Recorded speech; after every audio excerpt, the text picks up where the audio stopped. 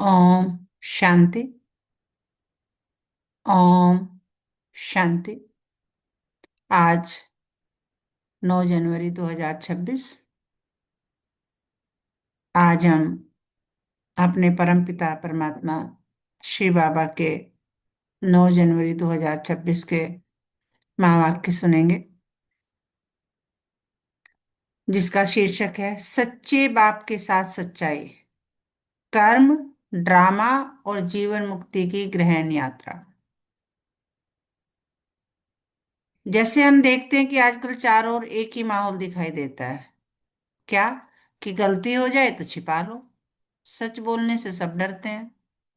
चाहे पढ़ाई हो, नौकरी हो, रिश्ते हो, कुछ भी हो, लोग सोचते हैं अगर सच सामने आ गया तो डांट पड़ जाएगी, इज्जत कम हो जाएगी या नुकसान हो जाएगा। लेकिन मनुष्य अक्सर गलती को स्वीकार करने के बजाय उसे ढकने की कोशिश करते हैं। तो इसी संदर्भ में एक छोटा सा वास्तविक जीवन उदाहरण से समझते हैं कि मान लो एक स्टूडेंट है, उससे छोटी सी गलती हो जाती है। लाइक एग्जाम में वो क्या करता है? नकल कर लेता है, चीटिंग कर लेता है। तो अगर वो डर की वजह से छिपा लेता है उसको, तो बाहर भले ही किसी को पता ना चले, लेकिन अंदर ही अंदर डर, तनाव, आत्मग्लानि बढ़ती जाती है। और वही छोटी सी गलती आगे जाके क्या है? समस्या बन जाती है। एक तो यही है कि उसको मोटिवेशन मिल जाता है कि अच्छा मैं पकड़ा नहीं गया, फिर वो एक और छोट बड़ी गलती करता है, फिर एक और बड़ी गलती करता है। तो गलत जो है चीजों की तरफ झुकाव भी बढ़ जाता है, लेकिन उसके साथ साथ एंजाइटी और डर ये सब भी बढ़ता है। मन अशांत रहता है, आत्मविश्वास में कमी होती जाती है, पढ़ाई पर भी असर पड़ता है। लेकिन दूसरी तरफ जो है, अगर उसने पहली बार चीटिंग कर भी ली, किसी बच्चे ने, अगर वो जो है साहस करके बोल दे अपने टीचर्स से, अपने पेरेंट्स से कि उससे गलती हो गई, तो क्या होगा? फिर टीचर्स और पेरेंट्स उसे सलाह देंगे, ठीक है, उसे समझाएंगे, उसके अनुसार वो अपने आप में सुधार करेगा, चेंज करेगा। तो वही गलती क्या बन जाएगी? एक सीख का माध्यम बन जाएगी।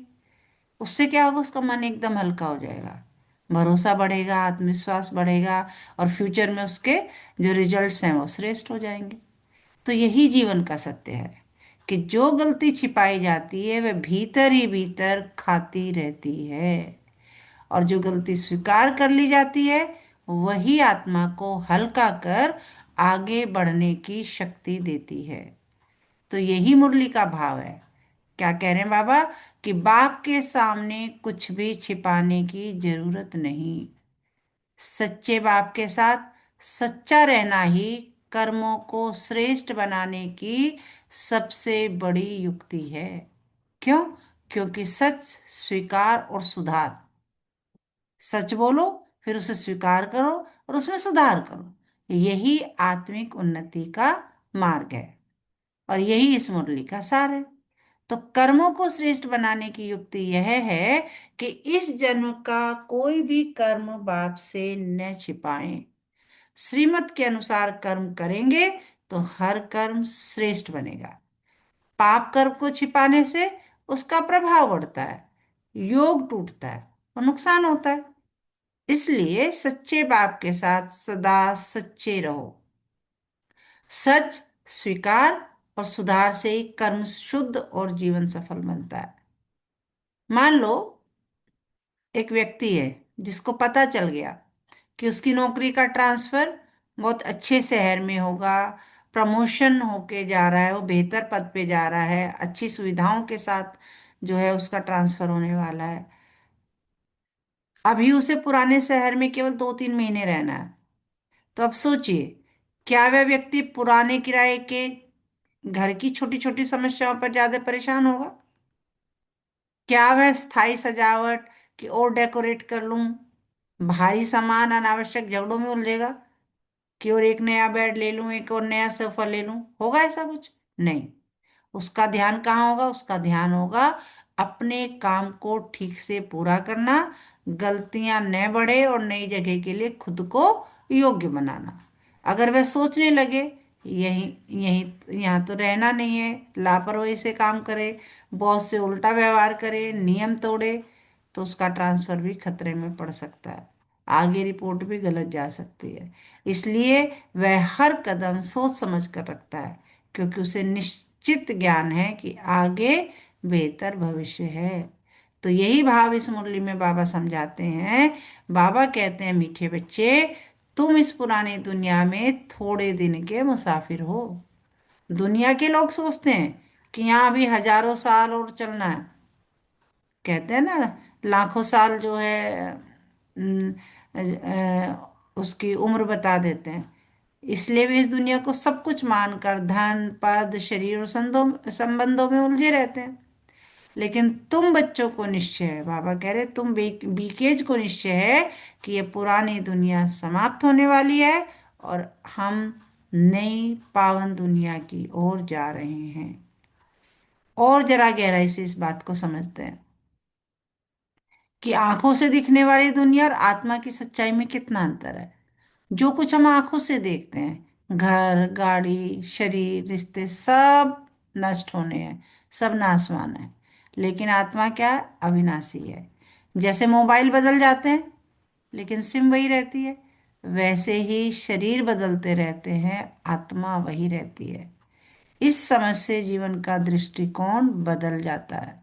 फिर इंसान सोचता है, मुझे इस अस्थायी दुनिया में ऐसा कर्म नहीं करना चाहिए जो मेरी आत्मा पर बोझ बन जाए। क्योंकि कर्मों का हिसाब किताब बहुत जबरदस्त है। मान लो कोई स्टूडेंट जो है बोर्ड की परीक्षा में नकल कर लेता है। अगर वह पकड़ा ना जाए तो भी अंदर ही अंदर डर, असुरक्षा, आत्मग्लानि, यही अंदर खाता है। तो मुरली में बाप कहते हैं, अगर पाप कर्म को छिपाया गया तो उसका 100 गुना दंड पड़ता है। क्यों? क्योंकि वह कर्म आत्मा के खाते में जमा होता है, शरीर से उसका कोई लेना देना नहीं है। और योग टूटने लगता है क्योंकि हमारे व्यर्थ संकल्प चलने लगते हैं। मैंने ऐसे कर लिया, मुझे किसी को पता तो नहीं चल जाएगा, है ना?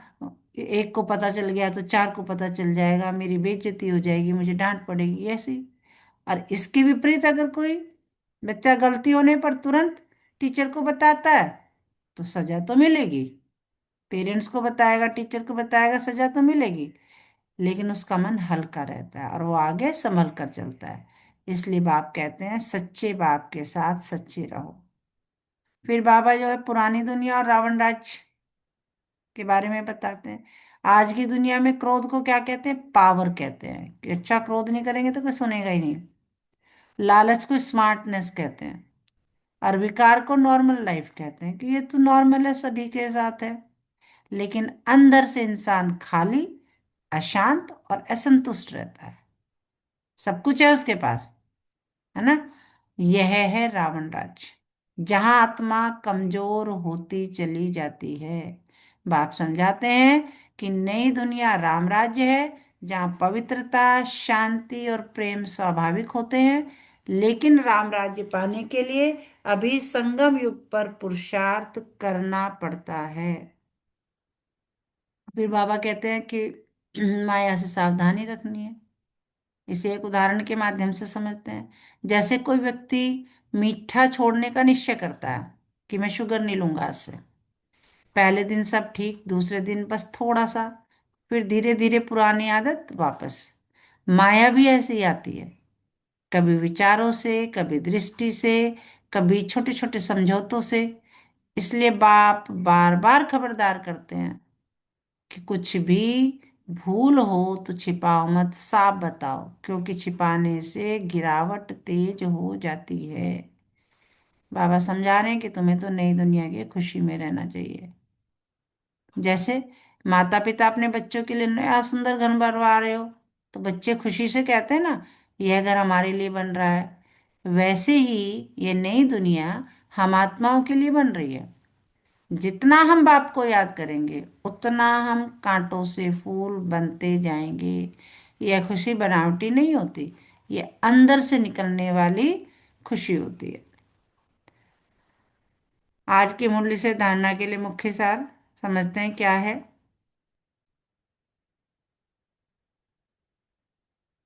पहला पॉइंट है कि सच्चे बाप के साथ सदा सदा सदा सच्चा रहना है, बाप पर पूरा पूरा बलिहार जाना है। मान लीजिए जैसे एक बच्चा अपने माता पिता पर पूरा भरोसा करता है, अगर उससे कोई गलती हो जाए, वह छिपाने के बजाय सच बता दे, तो माता पिता उसे क्या करते हैं? डांटते नहीं, उसका सही, डांटते भी है लेकिन डांट के साथ साथ सही मार्गदर्शन भी देते हैं। लेकिन वही बच्चा अगर झूठ बोले, छिपाए, तो एक तो भरोसा टूट जाता है, मन की शांति जाती है। इसी तरह सच्चे बाप के साथ सदा सच्चा रहने से आत्मा हल्की, निश्चिंत और निर्भय रहती है। जब हम बाप पर पूरा पूरा बलिहार जाते हैं, तब जीवन की जिम्मेदारियां बोझ नहीं रहती। दूसरा पॉइंट है ज्ञान को धारण कर बुद्धिमान बनना है। अंदर से हड्डी यानी जिगरी खुशी में रहना है। कोई भी श्रीमत के विरुद्ध काम करके खुशी गुम नहीं करनी है।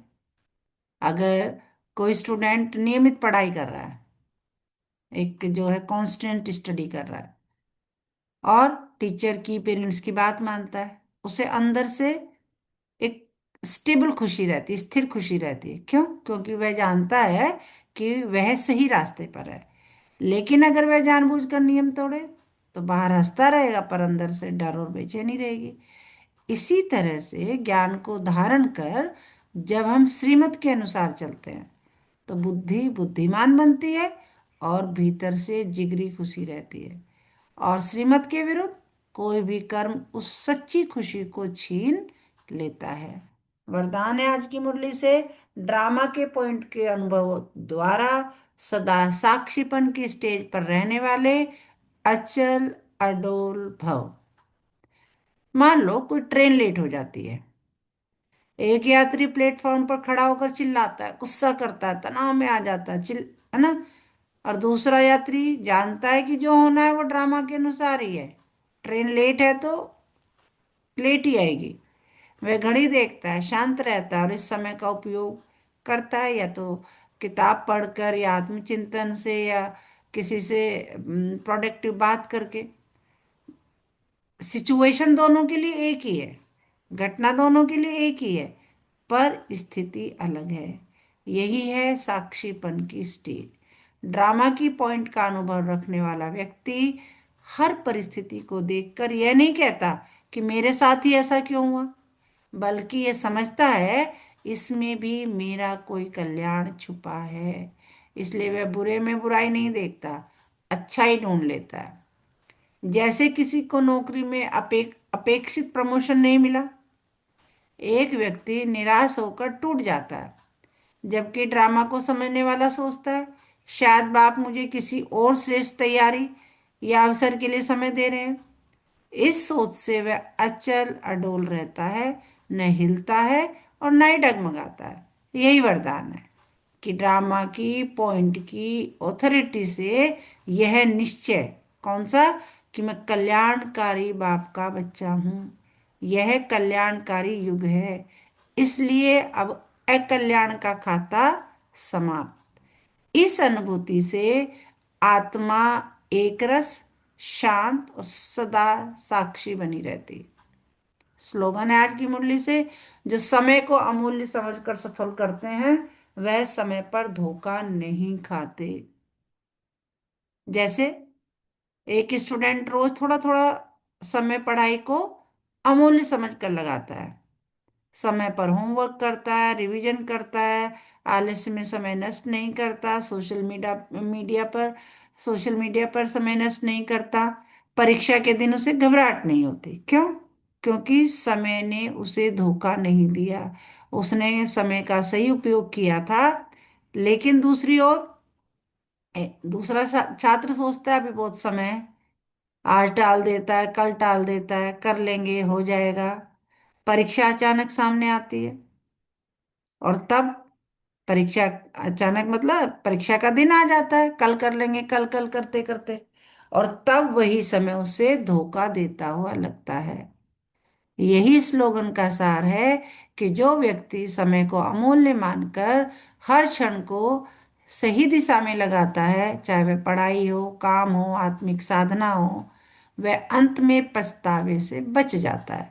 समय कभी धोखा नहीं देता, धोखा तो तब लगता है जब हम समय की कीमत को नहीं पहचानते। अव्यक्त इशारे आज की मुरली से, इस अव्यक्त मास में बंधन मुक्त रहे, जीवन मुक्त स्थिति का अनुभव करो।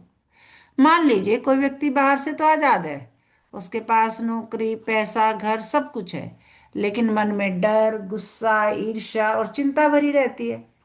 वह हर समय अंदर से बंधा हुआ महसूस करता है। और दूसरी ओर व्यक्ति वही परिस्थितियां होते हुए भी मन से हल्का रहता है। समस्या आती है तो वह घबराता नहीं, समाधान की सोच करता है। यही है जीवन मुक्त अवस्था। इस अव्यक्त इशारे से आप समझाते हैं कि जीवन मुक्ति मरने के बाद नहीं, अभी जीते जी अनुभव करनी है। जैसे कोई आपको कटु शब्द कह दे, गलत बोल दे, पहले क्या है, ज्ञान में आने से पहले हम क्या करते थे, पूरे दिन उसी बात को सोचते रहते थे। और अब ज्ञान के बल से बाबा ने हमारे में इतनी शक्ति भर दी है, तो अब ज्ञान के बल से हम क्या कहते हैं, साक्षी बनकर कहते हैं यह सामने वाले का संस्कार है, मेरा नहीं। विकार आया पर आप विजयी बने, हार नहीं मानी।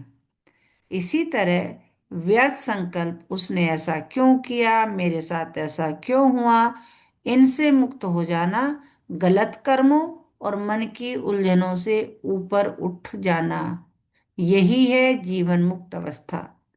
ज्ञान खजाने को जीवन में अपनाकर दुख और अशांति के कारणों से मुक्त होकर हर परिस्थिति में विजयी रहना, यही अव्यक्त मास का सच्चा अनुभव है। तो आज पूरे मुरली के मुख्य पॉइंट्स क्या समझे हमने, कि हम इस पुरानी दुनिया में थोड़े समय के मुसाफिर हैं। आत्मा अविनाशी है, शरीर नाशवान। कर्मों पर ही भविष्य टिका है। गलती छिपाने से नहीं, स्वीकार करने से जो है मुक्ति है। बाप को याद करते करते पवित्र बनना ही मंजिल है। इस निश्चय से जीवन हल्का, शांत और उद्देश्यपूर्ण बनता है। यही मुरली का गहरा और व्यवहारिक संदेश है। अच्छा, मीठे मीठे सिकिलते बच्चों प्रति माता पिता बाप दादा का याद प्यार और गुड मॉर्निंग। हम रूहानी बच्चों की रूहानी माता पिता बाप दादा को सर्व संबंधों से, सिक व प्रेम से, दिल व जान से याद प्यार गुड मॉर्निंग, नमस्ते बाबा, नमस्ते, शुक्रिया बाबा, शुक्रिया। हमें रोज पढ़ाने के लिए, हमें रोज समझाने के लिए, गुणों से, शक्तियों से, ज्ञान से भरपूर करने के लिए। तो सदा इसी नशे में रहें, पाना था जो पा लिया, और क्या बाकी रहा, वाह मेरा भाग्य, वाह मेरा बाबा, और वाह ये ड्रामा, और मैं बाबा का बाबा मेरा। अच्छा, ओम शांति।